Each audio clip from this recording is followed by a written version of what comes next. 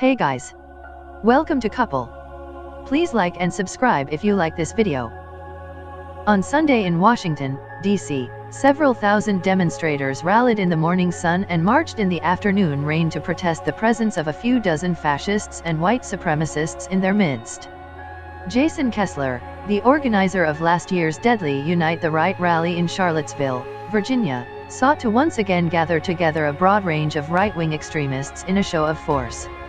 He failed by almost every measure except one: his people still had the protection of the local police. In the year since Heather Heyer was killed by a violent white supremacist, the coalition that descended upon Charlottesville has collapsed. Some of the most violent groups present on that day, like the Traditionalist Worker Party or American Vanguard, with whom Heyer's alleged murderer, James Fields, marched, no longer exist. These two were torn apart by a tawdry affair and an internal power struggle, respectively. Charismatic leaders in the movement have lost significant sources of revenue, as web hosting services and crowdfunding platforms have banned them from their businesses. Whenever organized white supremacists, fascists, and neo-Nazis gather together in public, they run the risk of being outed to their friends, families, and employers, a risk that only the most hardcore are willing to take.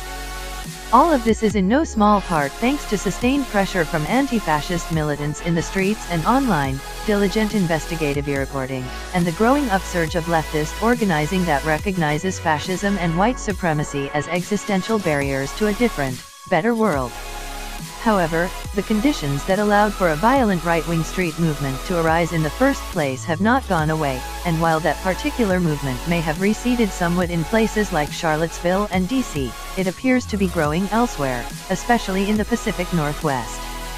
What's more, these movements still end up being protected by the local police. Remembering the weeks before last year's rally, Ben Doherty, an organizer with the Charlottesville chapter of Standing Up for Racial Justice, SURJ, recalled how police had dealt with a Ku Klux Klan rally on July 8. The police, all dressed up in their riot gear with these huge weapons, kept their backs to the Klan the entire time and were facing the anti-racist protesters, despite the fact that members of the Klan who came here said they were gonna be carrying guns, he told me. Then after they escorted the Klan back to their cars and let them leave the city, the police then turned on anti-racist protesters. They went into formation, declared an unlawful assembly, and then tear-gassed the peaceful protesters who were just standing there.